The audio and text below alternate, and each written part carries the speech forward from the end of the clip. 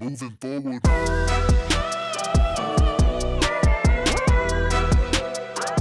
There are very few pieces of gear I'd consider to be an absolute must-have. We like to tell ourselves that our next purchase will be the final puzzle piece to unlock our true creative potential. The truth of the matter is, most of it is just wishful thinking and a bit of gear acquisition syndrome.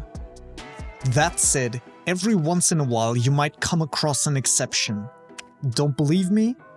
Just watch. Back in August of last year, I've created one of the most in-depth reviews I've ever done, telling you how to pick the right type of equipment which will make you the most amount of money. In that video I said, all I care about nowadays is pragmatism. This is exactly why I consider a lens like this to be essential. Almost 24 projects later, I can confidently say, I will never sell this lens. But to understand why I'm so obsessed with this thing, you wouldn't want to look at a spec sheet. After years and years of chasing the next big thing, I finally came to the realization that there is no one size fits all, and there is no such thing as the perfect piece of kit. So when it finally clicked, my philosophy changed dramatically. It doesn't really matter if you're shooting on Sony or Red or Canon. It doesn't even matter if you're using first-party lenses or third-party glass. The only thing which truly matters is the type of equipment you choose to spend money on. Let me explain. Most of us own a few lenses, and so do I, but there really only are two which are the backbone of my business. A workhorse lens and a beauty lens. Simple as that. I take the Sony 20-70 f4 with me wherever I go. It gives me by far the most amount of flexibility on most of my jobs. And I've talked at length about why I wouldn't want to trade it in for a much more expensive G-Master. Metaphorically speaking, the Sony 35mm f1.8 is the other side of that equation. It is the quintessential beauty lens for my style of shooting, and it has worked beautifully on jobs both large and small. So why are so few people talking about this gem? Well, it came out in late 2019, which makes it 5.5 years old at the time of recording this video. And it's no G-Master, unlike its bigger brother, the 35 f1.4. Still, I believe it to be the far better deal. The images that come out of this little lens are straight up beautiful. When you have a healthy amount of foreground and background elements in your shot, the subject pops especially nicely. The 9 rounded aperture blades create pleasing bokeh. Not the creamiest or dreamiest, but nice and soft. Even if you're in a tight space with little room to maneuver, the fast aperture gives you plenty of headroom for some good separation. But fast lenses in general are popular for the wrong reasons. Plain and simple. Not unlike spending a premium on a fast car and then just using it to pick up the kids from school. Sure, it works, but is it really the right tool for the job?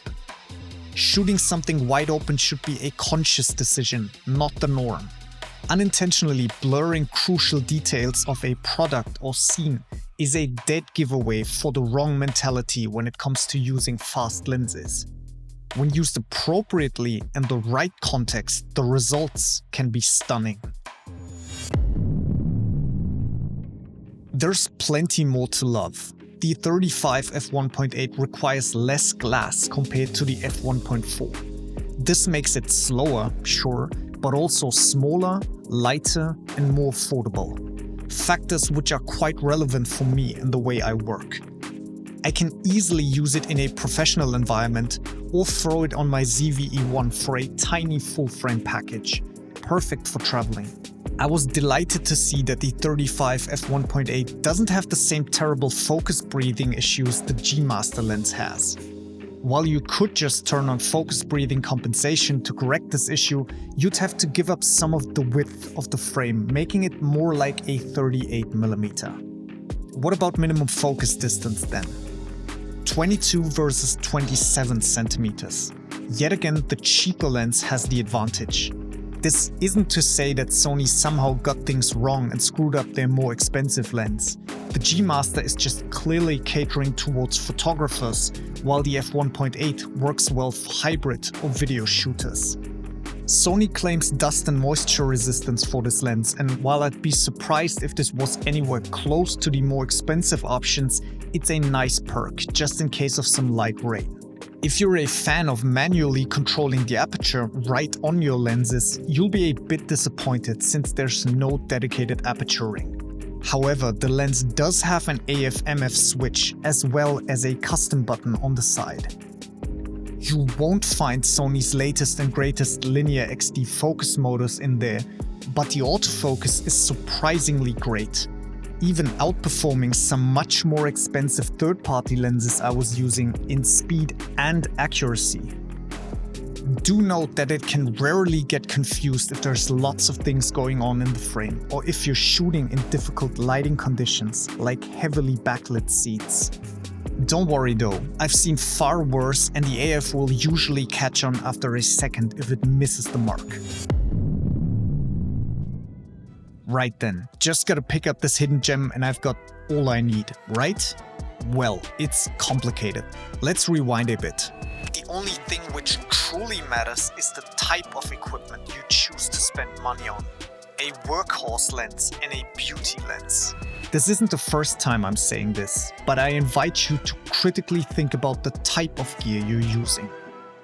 Have you found a main lens which covers most of your needs? What is it lacking? What would a second lens need to properly complement it and round out your kit? To me, what makes the Sony 35mm f1.8 so incredible is how well it goes together with the 20-70 f4.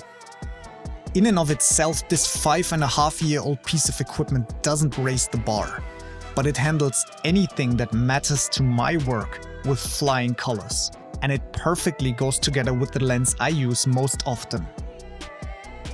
While the 20-70 is a beast in terms of versatility, I'll grab the 35 anytime I know things will have to look absolutely beautiful.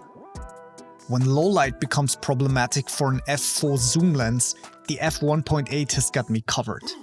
And while people like us often do love to rig out our cameras to look extra professional on set, sometimes being inconspicuous can be a huge perk.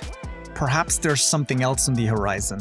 A lens which is even sharper, creates softer bokeh, has better autofocus.